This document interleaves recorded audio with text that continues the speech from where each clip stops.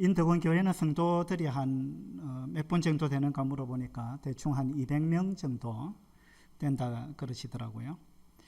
그래서 오늘 인덕원 교회 각 가정에서 유튜브를 통해서 이 말씀을 함께 듣고 있습니다. GNTV로도 또 동시에 이제 녹화가 되죠.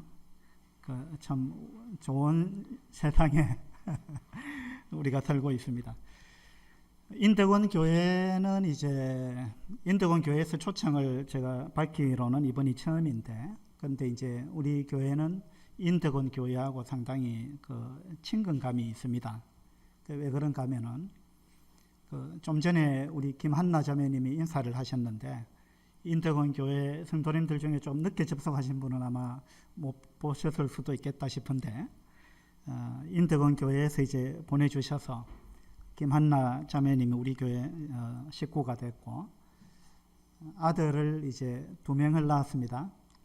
그래서 오늘 이제 둘째 아들 낳고 우리 교회 처음으로 이렇게 출석을 했습니다. 그것뿐만이 아니고 이제 우리 교회는 제자훈련 시간을 인덕원 교회 프로그램하고 또 인덕원 교회에서 만든 CTA 교재를 가지고 우리가 제자훈련 프로그램을 진행을 하고 있지요. 그래서 이제 우리 교회 성도님들은 인덕원 교회와 상당히 안 가봤지만은 친근함을 느끼고 있을 것입니다. 그것뿐만이 아니고 이제 2015년도에 제가 정중홍 형제님하고 몽골 선교지를 방문을 했는데, 몽골은 인덕원 교회에서 선교사를 파송을 해가지고 몽골에 이제 몇몇 교회가 세워져 있죠. 정광훈 형제님이 수고를 많이 하셨고, 이제 2차로 박수영 형제님이 몽골에 들어가셔서 열심히 봉사를 하고 계십니다. 그때 참 특이한 일이 있었는데, 정종 형제님하고 이제 인천 공항에서 비행기를 타고 이륙을 했습니다. 잠시 후에 스튜어디스가 케이크를 하나 들고 제 앞으로 왔습니다. 그리고는 케이크를 저한테 무릎을 꿇고 케이크를 저한테 이렇게 건네줬습니다. 그래서 비행기에서 제가 그런 걸 처음 겪어봤죠. 예, 그래서 기분이 아주 묘하더라고요. 이 케이크를 왜 주는가 물어봤더니만 스튜어디스가 하는 말이, 누군가가 저한테 케이크를 선물을 했다는 거예요. 그래서 누가 했습니까? 물으니까 모르겠다는 거예요. 그래서 이제 나중에 확인을 해보니까 대한항공에 근무하는 박연희 자매님, 인덕원 교회 식구입니다. 박연희 자매님이 신청을 한 거예요. 그래서 그때 이후로 이제 박연희 자매님하고 우리가 아주 친근하게 이렇게 지내고 있고, 또 그 일로 인해 가지고 정종 형제님하고 오셔서 아주 그냥 기분이 좋았죠. 그래서 몽골 선교지 방문을 아주 출발부터 기쁘게 시작해 가지고 잘 마치고 그렇게 왔습니다. 오늘 이제 인덕원 교회와 말씀 교제하는 것은 처음이니까 제 소개도 좀 할 겸, 그 다음에 하나님께서 이제 지금까지 어떻게 저를 통해서 역사하셨는지 이런 부분에 대해서 간증을 좀 하면 좋겠다, 이런 생각이 들었습니다. 만약에 다음에 인덕원 교회에서 저를 또 초청해 주시면 그때는 이제 말씀을 좀 시리즈로 그렇게 교제해야 되겠다, 그런 생각을 하고 있습니다. 저는 1983년도에 그때 제가 대학생이었습니다. 그때 제가 인생에 대해서 많은 고민을 할 때였습니다. 왜 사는가? 또 인생이 도대체 뭔가? 무엇을 위해서 살아야 하는가? 또 죽고 나면은 다음 세상이 있을까? 이런 부분에 대해서 굉장히 이제 고민을 많이 할 때였습니다. 그때 이제 먼저 구원받은 대학생 제 동기생한테 복음을 듣게 됐습니다. 그렇게 해서 이제 복음을 듣고 몇 날 며칠을 실험을 했죠, 같이. 그리고는 이제 주님을 영접하게 됐고, 주님을 영접하고 나니까 주님께서 저한테 이런 마음을 주셨어요. 주와 복음을 위해서 살아야 되겠다. 지금부터 제 인생은 방향이 정해졌다. 라는 그런 어떤 느낌, 그리고 주님께서 강하게 저한테 그렇게 이제 말씀하시고 역사하시는 그런 부분을 느꼈습니다. 그래서 제가 대학생 때 이제 주님을 영접하고 나서부터는 제 인생의 방향이 확고하게 정해졌습니다. 그래서 저는 그때부터 이제 가장 가치 있는 인생을 살아야 되겠다. 그것은 바로 주님을 위해서. 주님께서 나한테 너무나 놀라운 방법으로 저의 모든 죄를 사하시고 저에게 영생을 주셨는데 제가 어떻게 이 은혜에 보답할까, 이제 이런 마음을 품게 됐고, 그리고 이제 저의 남은 생애를 주님께 드려야 되겠다. 그리고 복음을 전하는 삶을 살아야 되겠다. 그런 이제 강한 마음이 생겼습니다. 주님께서 저한테 이제 그런 마음을 주셨죠. 그때부터 저의 이제 인생은 방향이 확고하게 정해졌습니다.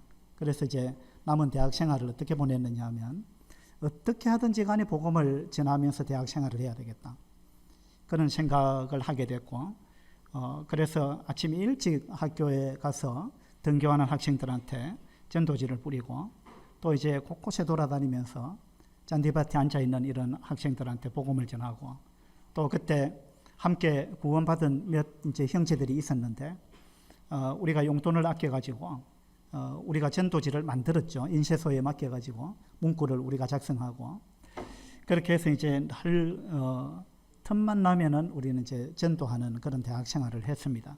그리고 창조과학 세미나, 뭐 이제 창조과학에 속해 있는 교수들을 초청해가지고 세미나를 열기도 하고, 콘서트 홀을 빌려가지고 뭐 1인 연극, 이제 유명한 배우를 우리가 초청해가지고, 그때 빌라도의 보고서 라는 연극이 아주 좋았어요. 그래서 이제 그런 공연도 하고, 어떻게 하든지 복음을 전해야 되겠다. 그런 생각을 하면서 대학 생활을 보냈습니다. 그때 이제 몇몇 구원받은 우리 형제 자매들이 어떤 이야기를 많이 했느냐 하면, 한 학기 동안에 한 명을 우리가 건질 수 있다면 한 학기 등록금은 전혀 아깝지 않다. 그런 이야기를 하면서 대학 생활을 했습니다. 제 아내도 그때 이제 같은 대학을 다니고 있었는데, 그렇게 해서 이제 저한테 복음을 들었어요. 복음을 한 번 딱 들었는데 바로 믿어버렸습니다.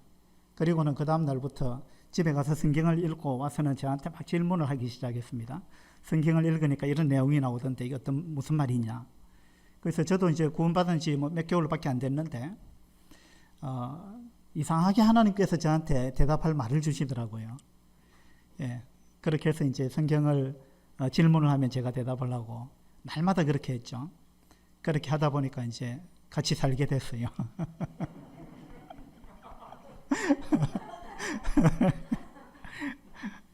뭐 동거했다는 게 아니고 정식으로 이제 결혼을 해서 부부가 됐습니다. 그리고 이제 군대를 가야 되는데, 저는 구원받자마자 이제 이 삶의 방향이 정해졌다 그랬잖아요. 그래서 이제 군 생활도 제가 어떻게 하면 군에 가서 복음을 전하면서 3년을 보낼 수 있을까? 그때는 군 생활이 3년이었죠. 이런 생각을 이제 했습니다. 그래서 군에 가서 복음을 전하면서 3년을 보내기 위해서는 장교로 가야 되겠다. 이제 그런 마음을 주님께서 주셨어요. 그런데 그 전에 제가 신체 검사를 받아 놓았거든요.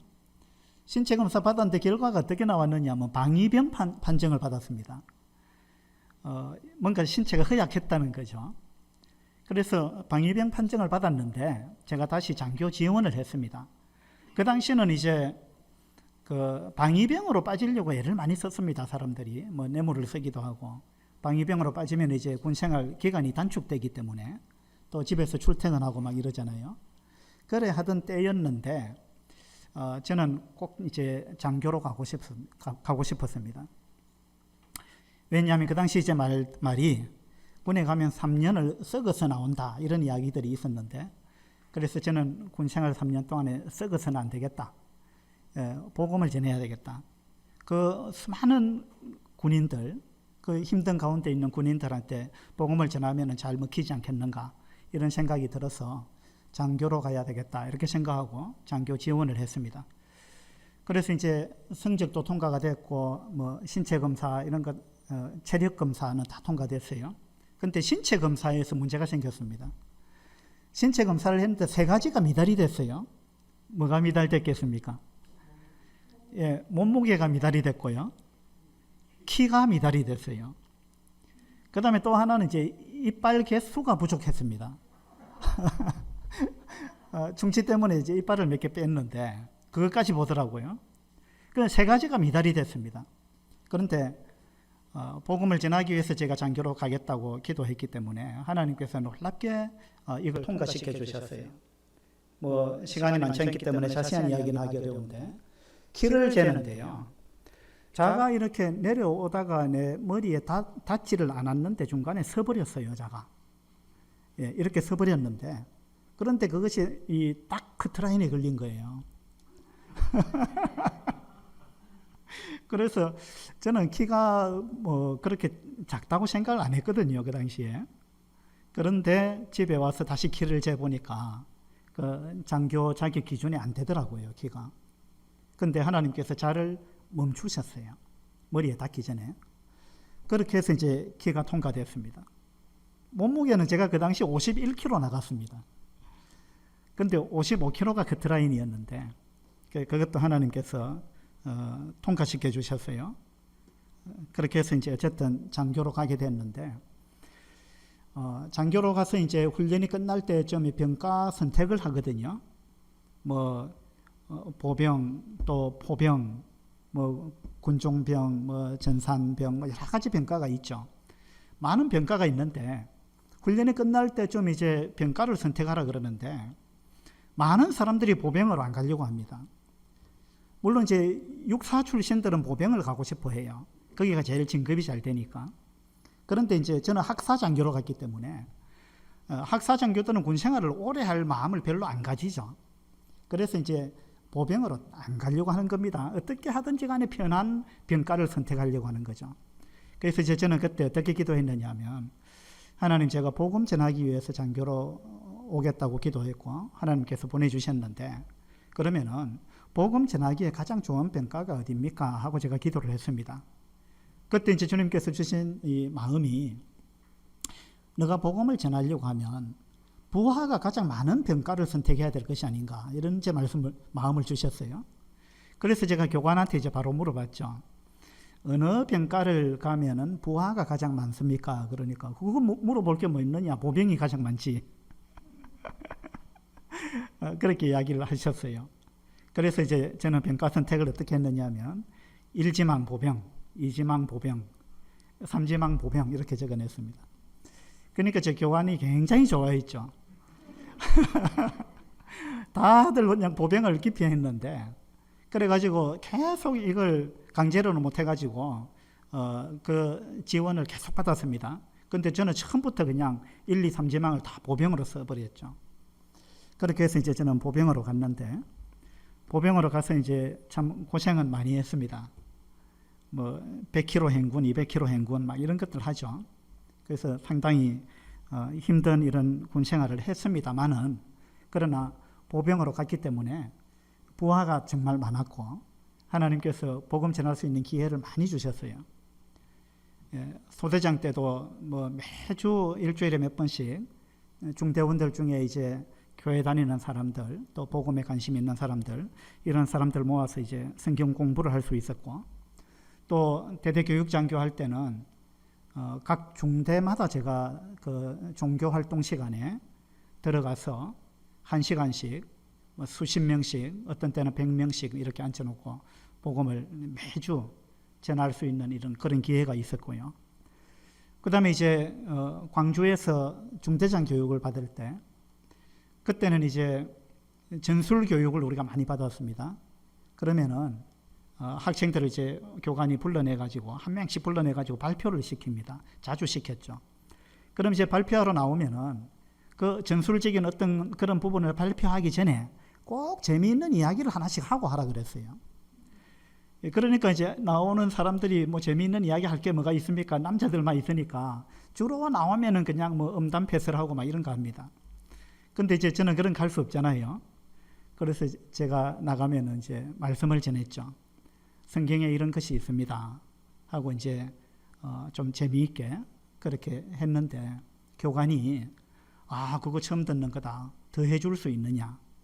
이렇게 해가지고 보통 뭐 5분, 10분 이렇게 시간을 주는데 저보고는 남은 시간 뭐 3, 40분을 다 쓰라 그래가지고 그래서 계속 제가 이제 복음을 전했습니다.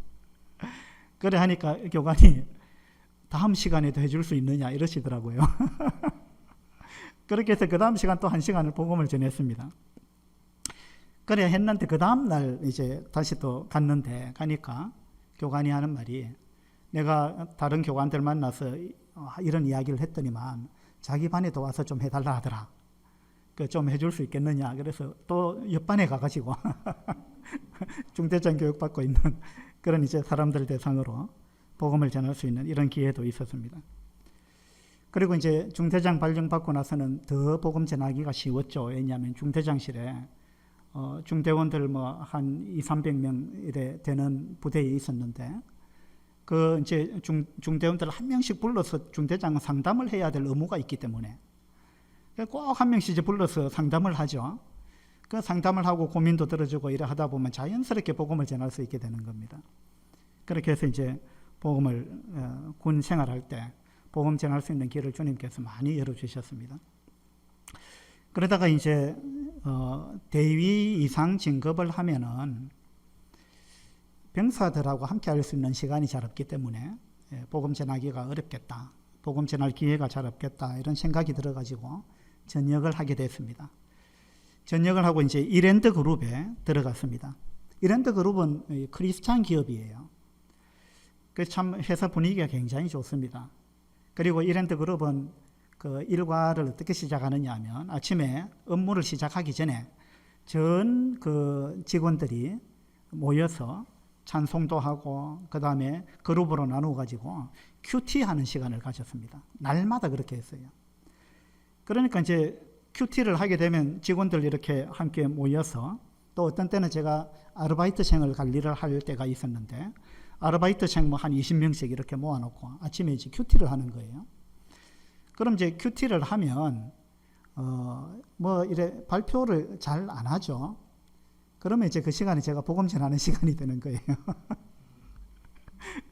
그러니까 이제 날마다 아침마다 이랜드에서 직장 생활할 때 복음 전할 수 있는 이제 그런 기회들이 있었습니다. 그러다가 이제 1995년도에 그때 용평 스키장으로 그 이랜드에서 겨울 수련회를 갔습니다. 그 이랜드 그룹은 이제 해마다 겨울에 스키장으로 수련회를 갔어요. 한 4박 5일 이 정도 하는데 가게 되면은 이제 오전에는 늘 그 국내 유명 목사들 이런 분들 초청해가지고 말씀을 듣고 또 찬양하고 또 뭐 소그룹 뭐 주제 토의하고 이런 이제 신앙적인 그런 시간을 가집니다. 그리고 점심 먹고 나면 이제 오후 내내 스키를 타는 거죠. 그런 시간을 가졌는데 한 번은 이제 국내에 아주 그 이름 있는 목사님이 한 수백 명을 앉혀놓고 복음을 전했어요. 그 제가 이제 그 복음을 듣고 있는데 복음이 완전히 엉터리인 거예요. 그래서 이제 그걸 들으면서 제가 가슴이 답답했지요. 그래서 제가 이제 기도했습니다. 하나님, 저는 분명한 복음을 알고 있는데 지금 저 목사님은 복음을 알지 못한 가운데서 복음은 기쁜 소식인데 기쁜 소식을 전해주는 것이 아니고 슬픈 소식을 전하고 있습니다. 그래서 주님, 제가 너무 답답한데 저는 앉아서 들어야 되고 저분은 구원받지도 못한 것 같은데 엉터리 복음을 저렇게 전하고 있는데 주님, 이거 어떻게 해야 됩니까? 하고 이제 기도를 했습니다. 그때 주님께서 저에게 이제 몇몇 말씀을 보여주셨는데요. 그 수련회 기간에 시간이 많기 때문에 이제 오전 내내 성경 읽을 시간이 많습니다. 저녁에도 그렇고. 그래서 이제 그 4박 5일 동안에 성경을 쭉 읽는데 창세기 3장에 하나님께서 아담에게 이렇게 말씀하셨어요. 네가 어디 있느냐? 아담이 이제 죄를 짓고 나서 나무 사이에 숨었잖아요. 그때 하나님이 찾아오셔가지고 아담에게 네가 어디 있느냐? 이렇게 말씀하셨어요. 제가 그 말씀을 딱 읽는 순간에 하나님께서 아담에게 지금 말씀하시는 것이 아니고 지금 하나님께서 나에게 말씀하시는구나 라는 느낌을 받았습니다. 그래서 하나님께서 제가 이제 고민하고 있는데 하나님께서 너에게 기홍아 네가 지금 어디에 있느냐 이렇게 물으시는 것 같았어요. 그리고 제 성경을 또 읽어가는데 4장으로 넘어가니까 하나님께서 가인에게 이렇게 말씀하셨어요. 내 아우 아벨이 어디 있느냐 이렇게 물으셨습니다. 이 말씀도 동일하게 하나님께서 바로 나한테 질문하시는 것으로 들렸습니다. 기홍아 네 아우는 지금 어디 있느냐 이렇게 물으시는 걸로 이제 와닿았어요. 그래서 이 하나님께서 아담과 가인에게 질문하신 이 두 가지 질문을 가만히 생각해 보니까 네가 지금 어디에 있느냐? 아직 복음도 잘 알지 못하고 구원의 확신도 없는 저분은 복음 전한다고 이렇게 하고 있는데 너는 분명히 복음을 알고 있는 사람인데 너는 지금 어디서 뭘 하고 있느냐? 그리고 너의 아우는 어디 있느냐? 이것을 가만히 생각해 보니까 너의 아직 구원받지 못한 가족들, 형제들, 육신의 형제들, 그 다음에 친척들, 고향 친구 이런 사람들은 어디 있느냐? 그리고 너는 어디 있느냐? 네가 지금 뭘 하고 있느냐? 하나님께서 저한테 이제 이렇게 물으시는 걸로 들렸습니다. 네 아우 아벨이 어디 있느냐라고 하나님께서 물으셨는데 가인은 어떻게 대답했습니까? 가인은요, 내가 알지 못하나이다 이랬습니다. 그리고 내가 내 아우를 지키는 자입니까? 이렇게 물었습니다. 아주 불손한 대답이잖아요. 난 모릅니다. 그런 거는 관심 없습니다. 이 말이잖아요. 그리고 내가 뭐 내 아우 지키는 자입니까? 이렇게 대답했습니다. 그래서 하나님께서도 지금 나한테 묻는데 너희 아우가 어디 있느냐? 너희 아직 구원받지 못한 가족들이 어디 있느냐? 그리고 너는 지금 어디 있느냐? 이렇게 저한테 물으시는데 저는 차마 가인처럼 대답할 수가 없었어요. 그래서 하나님 제가 어떻게 해야 되겠습니까? 다시 이제 묻고 있는데 창세기 4장 10절에 보면 하나님께서 가인에게 또 질문하시죠. 네가 무엇을 하였느냐? 이렇게 물으십니다. 네가 무엇을 하였느냐? 가인이 아벨을 죽였었잖아요. 그때 하나님께서 질문하신 겁니다. 네가 무엇을 하였느냐? 그런데 그 말씀을 듣는 순간에 제 마음에 계속 하나님께서 이런 질문을 계속 던지시면서 내가 죽고 나면 하나님 앞에 서게 될 텐데 하나님께서 이 질문을 그때 하실 것 같은 거예요. 네가 무엇을 하였느냐? 그러니까 내가 너를 지구에 보내가지고 수십 년을 살게 했는데 너는 지구에서 뭘 하다가 왔느냐? 네가 뭐 했나? 하고 나중에 물으실 것 같았어요.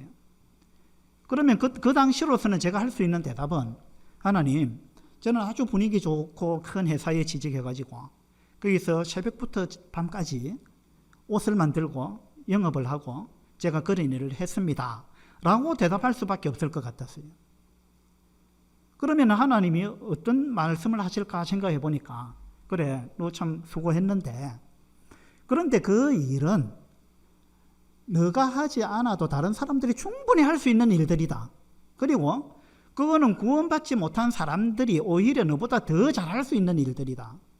그런데 구원받지 못한 사람들은 할 수 없는 일, 너는 구원받았기 때문에 너는 할 수 있지만 구원받지 못한 사람은 할 수 없는 일, 그거는 누가 해야 되겠나?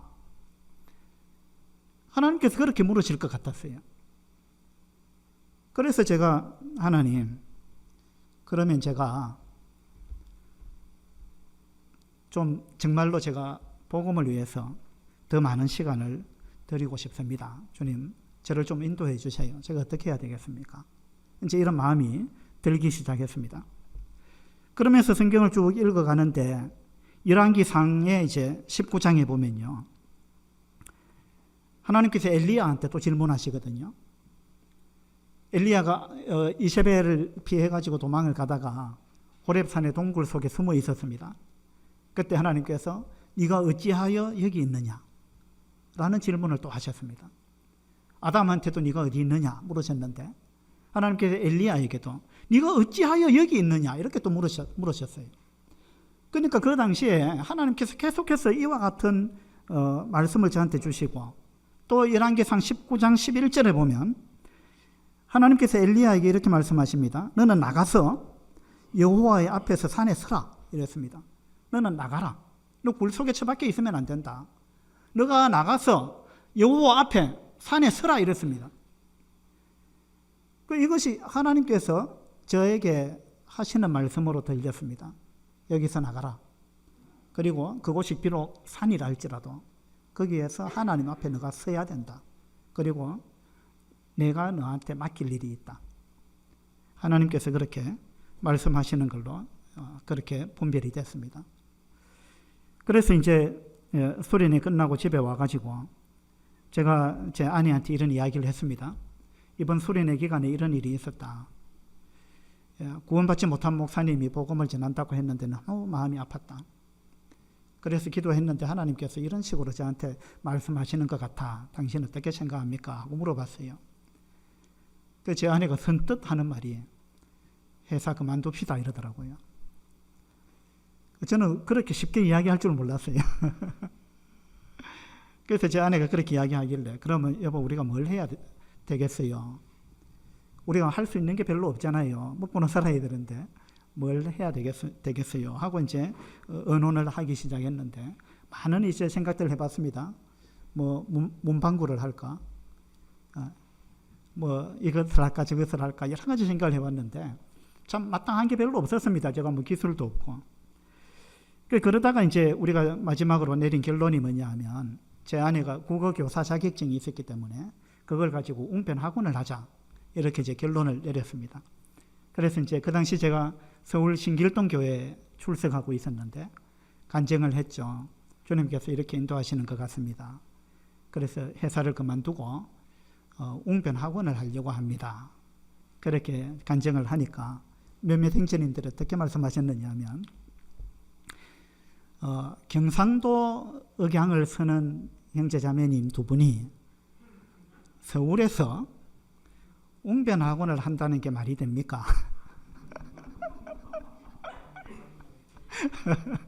그렇게 말씀을 하셨어요. 듣고 보니까 또 그 말이 맞는 거예요. 제가 사투리는 많이 안 쓰지만 억양은 이렇게 잘 안 고쳐지잖아요. 그래서 또 이제 걱정이 됐습니다. 야, 서울에서 웅변학원은 안 되겠구나. 그리고 이제 기도 중에 있는데 하나님께서 저한테 어떤 말씀을 이제 떠오르게 하셨는데 그래서 이제 제가 어느 날 밤에 제 아내한테 이야기를 했습니다. 여보 내가 오늘 쭉 기도하는 중에 하나님께서 이런 말씀을 또 올려주셨는데 예레미야 성가 어디에 보면 너를 방언이 다르거나 말이 어려운 다른 백성에게 보내는 것이 아니다. 이런 말씀이 나오잖아요. 그래서 이런 걸 자꾸 생각나게 하신다. 그러니까 우리 자매가 누워있다가 벌떡 일어났는 거예요. 그리고는 하는 말이 여보 그게 예레미야서에 나오는 게 아니고 에스겔서에 나오는데 오늘 제 아내가 오늘 제가 그 에스겔서 말씀을 읽고 그 부분에 대해서 계속 묵상하고 있었다는 거예요. 그러니까 동일한 날 하나님께서 저에게도 그 말씀을 생각하게 하시고 제 아내에게도 그 말씀을 가지고 기도하게 하신 거예요. 제가 그 아내의 그 이야기를 딱 듣는 순간에 마치 막 전기가 통하는 것 같더라고요. 그래서 하나님께서 이 말씀으로 우리를 인도하시는구나. 그런 생각이 들었습니다. 한번 보도록 할까요? 에스겔서 3장입니다.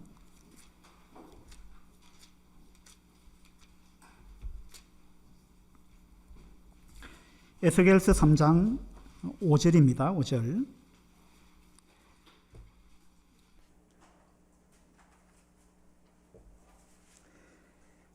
너를 언어가 다르거나 말이 어려운 백성에게 보내는 것이 아니요 이스라엘 족속에게 보내는 것이라.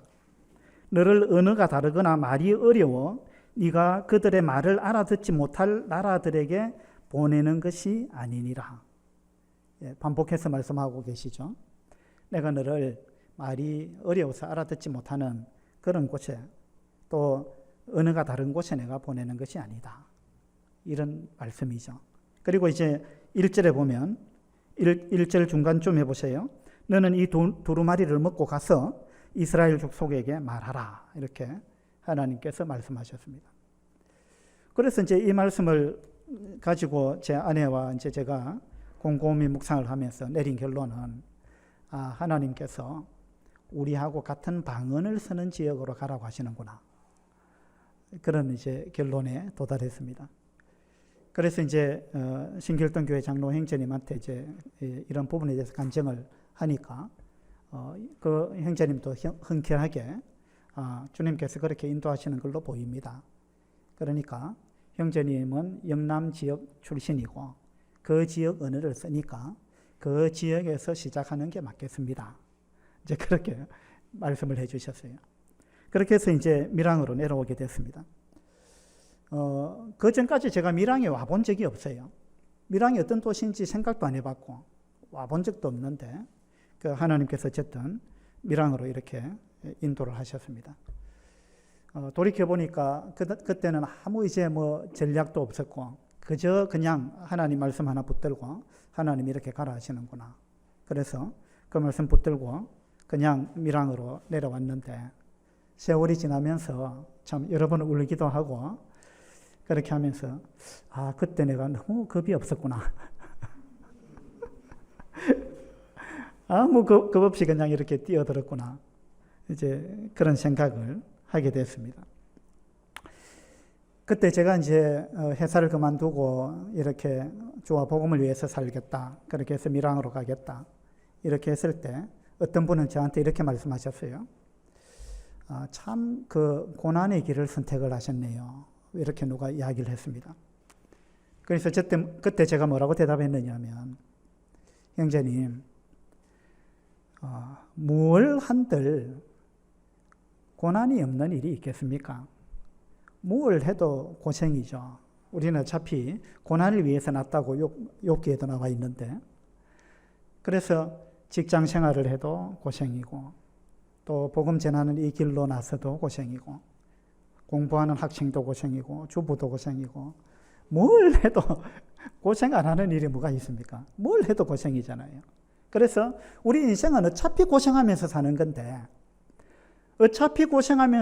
건데 나는 이 복음을 위해서 고생을 하고 싶다. 그래서 저는 이 길을 선택했습니다. 그리고 하나님께서 그렇게 부르시는 걸로 보입니다. 이제 그렇게 간증을 했습니다. 그리고 지금 이제 한 25년이 지났고 26년째 지금 접어들었죠. 저는 이 길로 들어선 것을 한 번도 후회해 본 적이 없습니다. 물론 이제 그동안 혼자서 울기도 하고 제 아내도 여러 번 울었습니다. 뭐 그런 일들이 있었지만 그러나 아무리 생각해봐도 이것만큼 가치 있는 일이 없는 거예요. 이것만큼 의미 있는 고난이 없는 것입니다. 어차피 고생하는 거고 어차피 인생이 고난을 당하는 것이라면 무엇을 위해서 우리가 고생할 것이냐, 무엇을 위해서 고난당할 것이냐, 이런 부분들을 생각했을 때 주와 복음을 위해서 내가 고난당할 수 있다면 그것은 오히려 그걸 고생이라기보다는 그것은 영광이다. 복음을 위해서 고난당할 수 있다면 그것은 영광이다. 그런 생각을 하게 됐고 그것은 지금도 이제 변함이 없는 저의 생각입니다. 인덕원 교회는 참 대단한 교회인데 왜냐하면 이 고난의 길을 많은 분이 걸어갔습니다. 인덕원 교회에서는. 국내 사역뿐만 아니라 선교지에도 인덕원 교회는 3가정을 보냈잖아요. 몽골에 2가정을 보냈고 또 이슬람권에도 지금 1가정이 나가 있잖아요. 그리고 인덕원 교회는 아주 헌신된 성도들이 많다고 제가 알고 있습니다. 10가정이 선교사 1가정을 책임지자.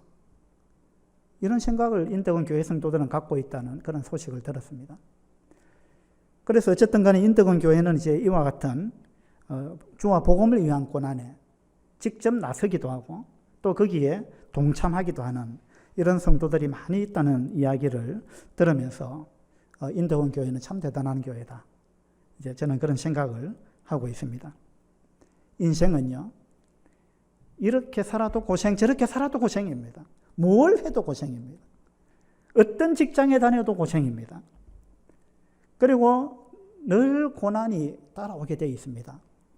여러분 뭘 하면서 고생하시겠습니까? 뭘 하면서 고난을 당할 것입니까? 예레미야서 말씀을 한번 보도록 합시다. 예레미야서 50장입니다.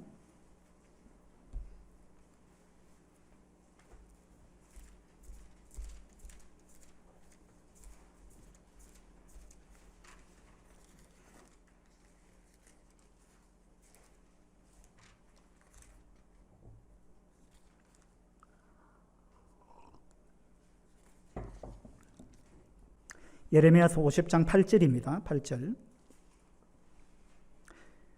너희는 바벨론 가운데에서 도망하라.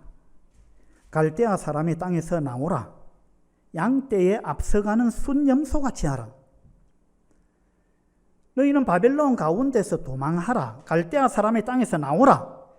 어떻게 나와야 되느냐 하면 양떼에 앞서가는 순염소같이 하라 이랬습니다. 순염소는요, 성질이 좀 급한 동물입니다. 그래서 양떼에 앞서가는 뛰쳐나오는 순염소같이 너희들이 바벨론 땅에서 도망치듯이 나와야 된다. 이렇게 예레미야 선지자가 유다 백성들한테 이야기하고 있습니다. 이것은요, 유다 백성이 바벨론에 포로되기 직전에 하나님께서 예레미야 선지자를 통해서 말씀하신 겁니다. 너희들이 바벨론에 포로로 잡혀가는데 그 바벨론에서 포로로 생활하게 될 기간은 70년이 될 거다. 70년이 차면 너희들이 바벨론에서 나와야 한다. 어떻게 나와야 되느냐 하면 도망치듯이 나와야 된다. 거기에 머뭇거려서는 안 된다. 도망치듯이 나와야 되는데 양떼에 앞서가는 순염소같이 나와야 된다 이랬습니다. 제가 몽골에 갔을 때 그 양과 염소들이 그 우리 속에 들어가서 밤을 지새고 다음날 아침에 문을 열어주었을 때 그들이 나오는 모습을 봤습니다. 양과 염소를 한 우리 가운데 수백 마리를 넣어놨다가 문을 열어주는데 보니까요, 순염소가 뛰쳐나오더라고요. 양들보다 앞서서. 그걸 보면서 이 말씀이 정말 생각이 났어요. 양떼에 앞서가는 순염소처럼 그렇게 나와야 된다 이랬습니다. 그런데 바벨론에서 70년이 지났습니다. 이스라엘 백성들이 이렇게 했습니까? 이렇게 안 했어요.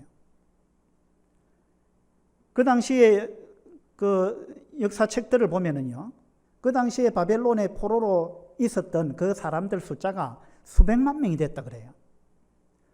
출애굽할 때 이스라엘 백성이 60만 3,550명이었습니다. 근데 이 당시는 바벨론에서 70년이 지났을 때 그때는요, 수백 명이 됐을 거라 그럽니다.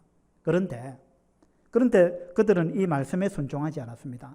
그때 바벨론에서 돌아온 사람들은 한 5만 명 정도 됩니다.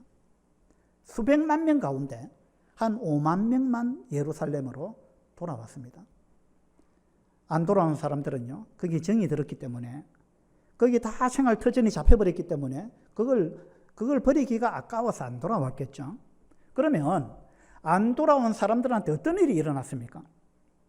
바벨론에 남아버렸던 그 사람들에게는요, 엄청난 고난이 닥쳤고 죽을 고비를 넘겨야 했습니다.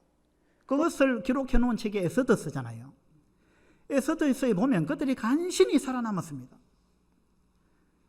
거기서 많은 고난을 당했습니다. 그러면 그들은 거기가 좋다고 남았는데 예루살렘으로 오게 되면 거기는 완전히 황무지잖아요. 불탄 곳이잖아요. 거기서 뭔가 새롭게 시작해야 되고 뭔가 잿더미에서 뭔가를 다시 일구어내야 됩니다. 그래서 그들은 바벨론에 남았는데 바벨론에 남으면 편안할 줄 알았겠죠. 그러나 인생은 절대 그런 게 아닙니다. 바벨론에 남은 사람들은 많은 고난을 당했습니다. 그리고 죽을 고비를 넘겼습니다. 그러면은 예루살렘으로 돌아온 사람들은 어떠했습니까? 예루살렘으로 돌아온 사람들은 아주 편안하게 살았습니까? 그거 아니잖아요. 돌아온 사람들도 많은 고난을 겪었습니다. 그들은 돌아와서 성전을 건축하고 하는데 그 주변에 있는 사람들이 얼마나 방해했습니까? 많은 어려움을 당했고 한 손에는 연장을 들고 한 손에는 망치를 들고 이렇게 건축을 해가면서 힘들게 그들이 성전을 건축했습니다. 인생은 이런 겁니다. 뭐냐 하면 바벨론에 있어도 고생이고요, 예루살렘으로 와도 고생인 것입니다. 하나님 말씀에 순종해서 와도 고난은 기다리고 있습니다. 구원받으면 고난이 없습니까? 아니잖아요. 복음을 위해서 삶을 드리면 고난이 없습니까? 있습니다. 누구든지 있습니다. 그렇죠? 그러면 복음을 위해서 살지 않고 세상을 위해서 편안하게 돈 벌면서 돈 많이 벌어서 편안하게 살겠다고 하면 정말 편안합니까? 아니잖아요. 바벨론에 있어도 고난이 있고 고생을 하는 것입니다. 그런데 중요한 것은 둘 다 고생인데 어떻게 살아도 고생입니다. 인생은 어떻게 살아도 고난이에요. 그런데 무엇을 하다가 당하는 고난이냐? 고난의 성격이 다른 거예요. 어차피 고생이고 고난을 당하는 것인데 무엇을 하다가 내가 고난을 당하느냐? 다시 말해서 이 고난이 어떤 의미를 갖고 있느냐 이 말입니다. 어차피 당하는 고난이라면 의미 있는 고난을 당해야 될 거 아니에요. 그래서 저는 이 길을 선택했습니다. 고난의 종류가 다릅니다. 그 다음에 결과가 달라요. 바벨론에 남았던 사람들은 고생하고 고난을 당하고 결국 남은 것이 뭐냐면 우리가 죽을 뻔했는데 안 죽고 살았다. 그게 결론이에요. 단지 살아남은 거예요. 그런데 예루살렘으로 돌아온 사람들도 많은 고난을 겪었지만 그들에게 남은 것은 안 죽고 살았다 이게 아니에요. 그게 아니고 뭐가 남았습니까? 그들에게는 성전이 남은 거예요. 그들은 그 어려움 가운데 성전을 건축했습니다. 성전이 남았다는 말은 예배 드리는 삶을 살았다 이런 이야기입니다.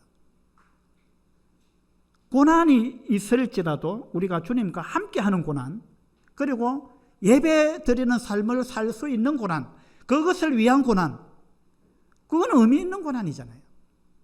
그런데 단지 그냥 살기 위해서 받는 고난, 그건 무슨 의미가 있습니까? 그것은요, 세상 사람들한테는 의미가 있을지 모르지만 우리 구원받은 그리스도인에게는 그건 의미가 없는 고난이에요. 그래서 저는 주님께서 이와 같은 마음을 주셨기 때문에 이 길을 걸어왔고, 제가 이 길을 걸어온 것을 지금까지 한 번도 저는 후회하지 않았습니다. 그렇게 해서 1996년도에 제가 밀양으로 왔는데, 그때 이제 제 나이가 34살이었습니다. 우리 큰아이가 초등학교 1학년이었고요. 둘째 아이, 우리 진성이가 그때 5살이었습니다. 애지연영이는 없었습니다. 우리 셋째, 넷째는 밀양에 와서 태어났죠. 예. 그렇게 와서 이제 지금부터 약 25년 전에 첫 예배를 밀양에서 드렸는데, 그때 몇 명이 예배를 드렸느냐 하면 9명이 예배를 드렸습니다. 9명인데 그 중에 6명은 인근에 있는 다른 모임에서 방문한 분들이고요. 실제 우리 밀양에서 예배 드린 인원은 3명이었습니다. 저하고 제 아내하고 그 다음에 아직 침례 받지 아니한 모친님 한 분, 그렇게 3분이 예배를 드렸습니다. 그리고 이제 수요일 저녁 예배, 저녁 집회 이런 때는요, 제 아내하고 저하고 둘이 앉아 있는데 구도자도 몇 사람 있고 그 모친님 한 분도 계시고 이렇게 해서 이제 오면은 같이 집회를 해야 되겠다 하고 기다리고 있는데 시간이 돼도 아무도 안 오는 거예요. 제 아내하고 저하고 둘이 앉아 있는데 10분이 지나고 20분이 지나고 30분이 지나도 아무도 안 오는 거예요. 그래서 집회 시작을 못하고 있다가 한 30분 지나가니까 더 기다려서는 안 되겠다, 이제 그런 생각이 들었죠. 그래서 이제 제 아내하고 저하고 둘이서 기도를 하고 찬송을 드리고 그렇게 끝냈습니다.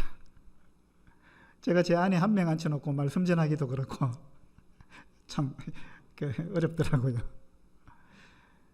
그렇게 하고는 이제 제 아내 몰래 제가 울기도 하고, 또 제 아내도 이제 막 여러 번 울었는데 제 아내가 우니까 제가 참 난감하더라고요. 어떻게 달래야 될지 잘 모르겠고, 그래서 같이 그냥 드라이브도 하고 이렇게 했습니다. 성도들이 정말 그리웠습니다, 처음에는. 그래서 이제 우리가 서울에서 그 야외 집회 할 때 찍어 놓은 이런 동영상이 있었는데 그걸 틀어놓고 참 눈물을 흘리면서 보고 성도들이 몇 명만 있으면 정말 좋겠다. 예, 같이 뭔가 이야기를 할 수 있고 신앙적인 교제를 나누고 고민을 털어놓고 이런 시간을 가지면 정말 좋겠다. 그런 생각들을 초창기에 많이 했습니다. 주일날 되면은 이제 뭐 자매들이 몇 분이 그때 구원받고 생겼는데 형제는요 1년 이상을 저 혼자밖에 없었습니다. 그러니까 이제 주일날 예배를 드리게 되면 저 혼자 다 해야 됩니다. 그래서 기도를 최소한 4번은 해야 되겠더라고요. 시작할 때 기도해야 되죠. 떡 뗄 때 해야 되죠. 잔 들 때 해야 되죠. 또 마칠 때 해야 되죠. 그래서 최소한 4번은 기도를 해야 되는데 그걸 뭐 형제가 저밖에 없으니까 제가 다 해야 되죠. 그 다음에 제가 사회 보고 제가 말씀 전하고 그렇게 완전히 막 독재를 했습니다.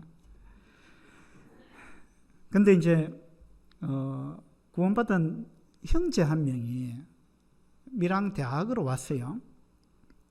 입학을 했는데 얼마나 반가웠는지 모릅니다. 제가 형제라고는 혼자 있었는데 형제 한 명이 왔으니까 너무 좋았죠. 그런데 이 형제가 한 번 오더니만 그 다음부터 안 오는 거예요. 그래서 이제 여러 번 찾아갔습니다. 자꾸 이 핑계 저 핑계를 대는데 나중에 하는 이야기를 들어보니까 자기 또래가 없어가지고 못 오겠다. 그러면서 계속 안 나오더라고요.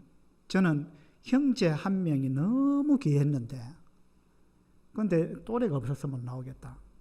그 이야기가 너무 서글프게 들렸고 또 어떻게 생각하니까 너무 이기적으로 들렸고 그러면 자기가 친구를 데려오든지 구도자를 데려오든지 뭐 해야 되는데 그럴 생각은 안 하고 또래 형제가 없어서 못 나오겠다. 이제 그런 이야기를 하던 그런 경우도 있었습니다. 예배 시간이 되면요. 귀가 어디로 쏠리느냐 하면 계단에 발자국 소리가 나는가 이제 거기에 귀가 집중되어 있습니다. 누가 오나 안 오나 이런 거죠. 그리고 이제 예배 시간에 뭐 눈물로 기도하고 요즘은 제가 잘 그래 안 하는데 뭐 그때 이제 눈물로 기도하고 하는 것이 돌이켜 보니까 왜 그랬는가 돌이켜 보니까요. 뭐 주님한테 감동이 됐다거나 뭐 말씀에 감동이 돼서 흘린 눈물이 아니고요. 섭섭해가지고 왜 그 자매님이 안 오실까? 그 형제님이 와야 되는데 왜 안 오실까? 그렇게 생각하니까 너무 서운한 거예요. 예.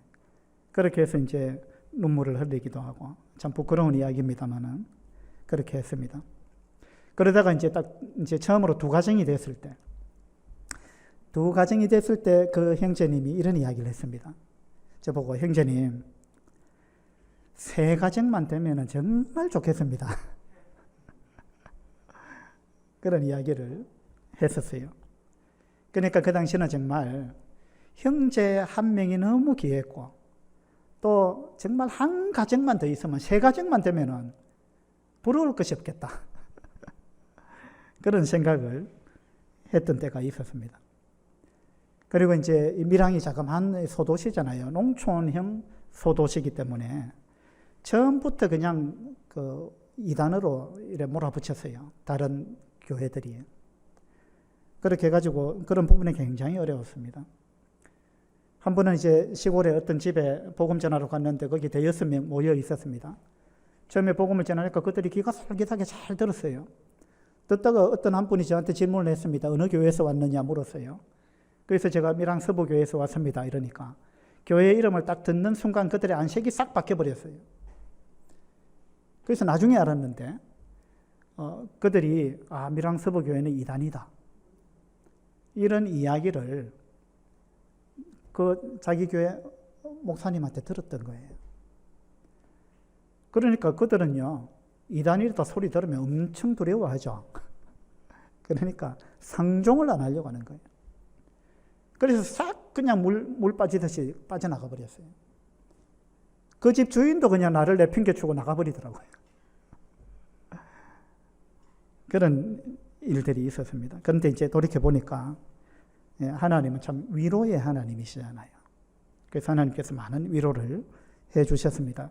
밀양에 내려와서 얼마 안 돼가지고 저의 큰 형님 부부, 또 작은 형 부부, 조카들, 또 고향 친구, 이런 사람들을 하나님께서 구원해 주셨어요.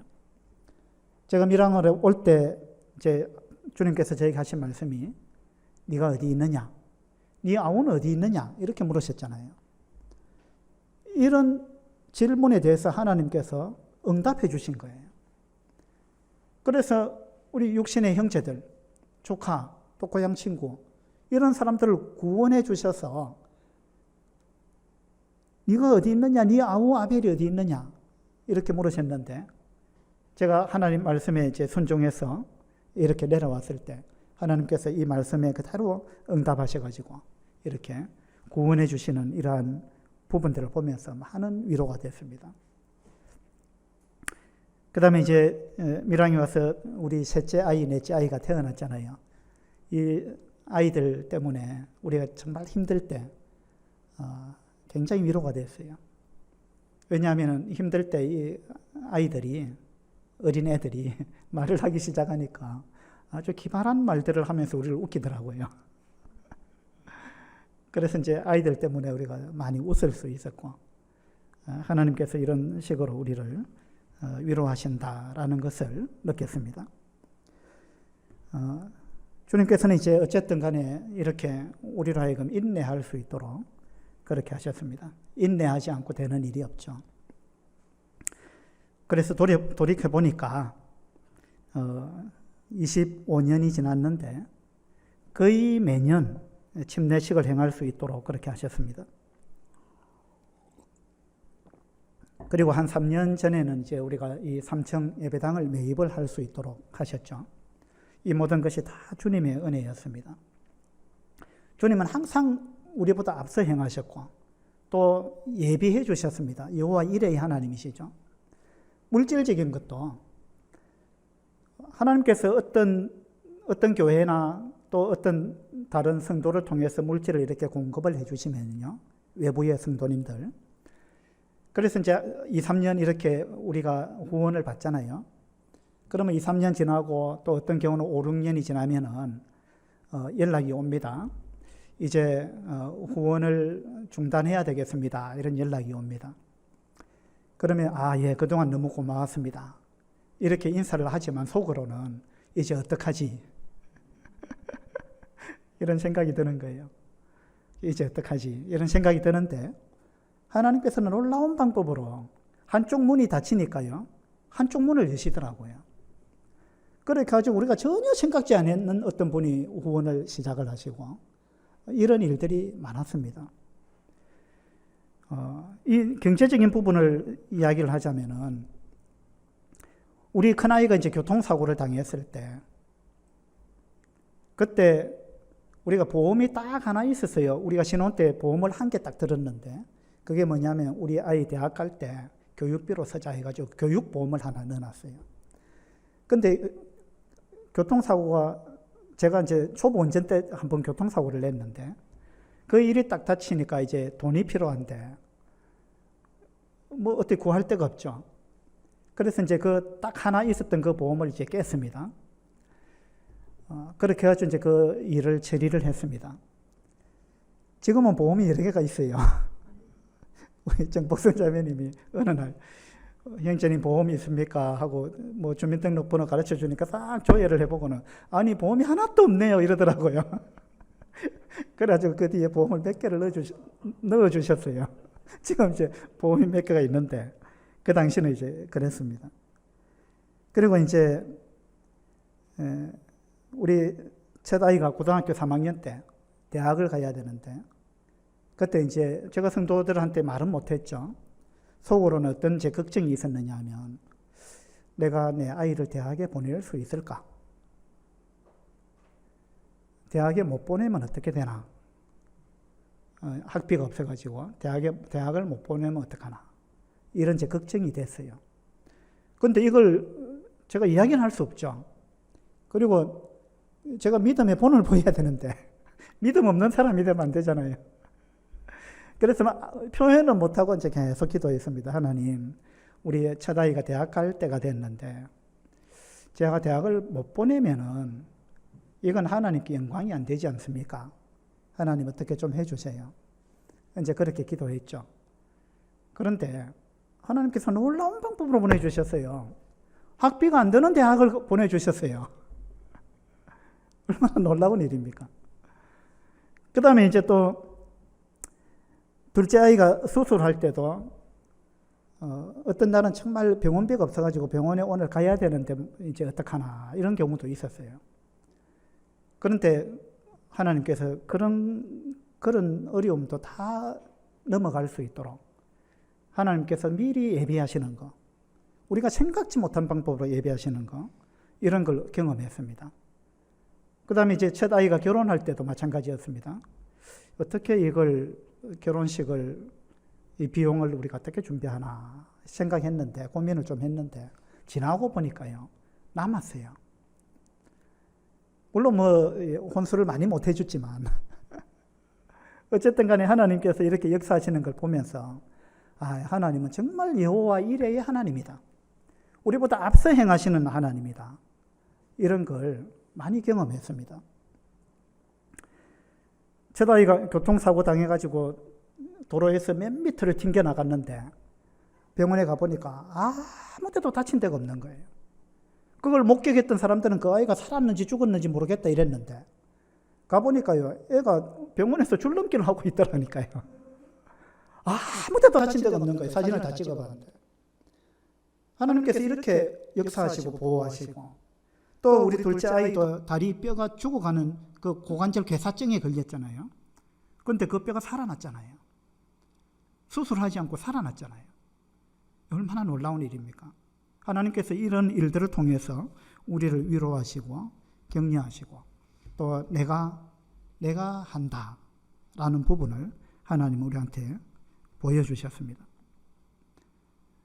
여자만 갱년기를 하는 게 아니고 저도 갱년기를 했는데요. 지나고 보니까 갱년기였던 것 같아요. 몇 달 동안 정말 아무것도 하기 싫은 거예요. 모든 것이 싫고요. 아무것도 하기 싫고 의욕도 없고 막 죽겠더라고요. 모든 걸 그냥 포기해버리고 싶고 그런 때가 있었는데 성도님들한테 말은 못하죠. 그런 때가 있었는데 연재교회 이상은 형제님이 눈치를 채셨어요. 그래서 찾아오셨더라고요. 와가지고 요즘 왜 그러냐. 너무 힘이 없어 보인다. 그래서 제가 이제 그 이야기를 다 했죠. 제가 지금 이렇습니다. 그러니까 그럴 때가 있다. 나도 그런 경우 있었다. 그러면서 맛있는 거 사주시고 또 드라이브도 하고 이제 이렇게 하면서 많이 이제 위로해 주셨어요. 그렇게 해서 이제 그런 과정을 잘 넘겼습니다. 어쨌든 돌이켜 보니까 이 모든 것이 하나님의 은혜였습니다. 하나님의 은혜고 성도님들이 기도해 주신 덕분이고 그래서 하나님께서 우리의 삶을 이렇게 인도하신다라는 것을 참 경험을 하게 되는 것입니다. 우리가 주님을 위해서 눈물을 흘릴 수 있다면요, 이것보다 영광스러운 게 없습니다. 오늘 이 간증을 듣는 우리 성도님들 자신을 한번 돌아보시고 네 아우 아벨이 어디 있느냐? 네가 무엇을 하였느냐? 나중에 우리가 주님 앞에 섰을 때 너 뭐 하다 왔느냐? 뭐 했느냐? 무엇을 하면서 고생을 했고 무엇을 하면서 고난을 당했느냐? 하고 우리가 우리 생애가 끝나고 나서 하나님 앞에 섰을 때 하나님께서 여러분한테 그런 질문을 하신다면 여러분 어떻게 대답하시겠습니까? 우리 어차피 인생 자체가 고생이고 고난인데 정말 우리가 주와 복음을 위해서 생애를 드릴 수 있고 우리가 주와 복음을 위해서 고생하고 고난당할 수 있다면 그거보다 영광스러운 것이 없다. 이제 저는 그런 생각을 그때부터 지금까지 변함없이 하고 있습니다. 저보다 더 이 은사 있고 또 더 부지런하고 더 믿음이 있고 이런 분들이 밀항에서 시작을 하셨더라면 지금부터 훨씬 더 좋아졌겠죠. 그렇지만 정말 부족한 저를 하나님께서 부르셔서 어쨌든 지금까지 이렇게 보호하시고 인도하시고 이렇게 하신 것에 대해서 이 시간에 정말 감사를 드립니다. 사도 바울은 고린도 교회 성도들한테 이렇게 이야기했습니다. 그러므로 내 사랑하는 형제들아, 견실하며 흔들리지 말고 항상 주의 일에 힘쓰는 자들이더라. 이는 너희 수고가 주 안에서 헛되지 않은 줄 알미라 이랬습니다. 저도 이 말씀으로 이 시간을 마치려고 합니다. 흔들리지 말고 견실하게 항상 주의 일에 힘쓰는 자들, 그런 사람이 되라고 하나님 말씀하십니다. 그리고 이 수고는 결코 헛된 수고가 아니다. 우리가 그런 말 하잖아요. 헛수고했네, 헛일 했네, 이런 이야기 하는 경우들이 있잖아요. 우리가 어쩌면은 주와 복음을 위해서 우리의 생애와 물질과 이런 것들을 정말 드리는 그런 삶을 살지 못한다면 나중에 내가 헛수고했구나, 내가 헛고생을 했구나, 이렇게 이야기할지도 모른다는 거예요. 주와 복음을 위해서 우리 생애를 드렸을 때 주님은 말씀하시기를 이 수고는 결코 헛되지 않다, 그렇게 말씀하십니다. 어쨌든 우리의 남은 생애를 주와 복음을 위해서 헌신적으로 드리는 그러한 삶을 살 수 있기를 바랍니다. 기도합시다. 아버지 하나님, 하나님께서 우리들의 삶을 통해서 어떻게 일하시고 어떻게 역사하시는지 이런 부분에 대해서 오늘 생각을 해보았습니다. 지나고 보면 모든 것이 하나님의 은혜고 또 하나님의 역사하심입니다. 하나님께서 우리를 부르시고 인도하실 때 우리가 그 말씀에 순종해서 우리의 남은 생애를 정말 주님께 드리는 그러한 삶을 살아갈 수 있는 그런 마음을 오늘 이 말씀을 듣는 모든 분들의 마음속에 허락해 주시기를 바랍니다. 도우신 은혜 감사드리며 우리 주 예수 그리스도 이름으로 기도드립니다. 아멘. 감사합니다.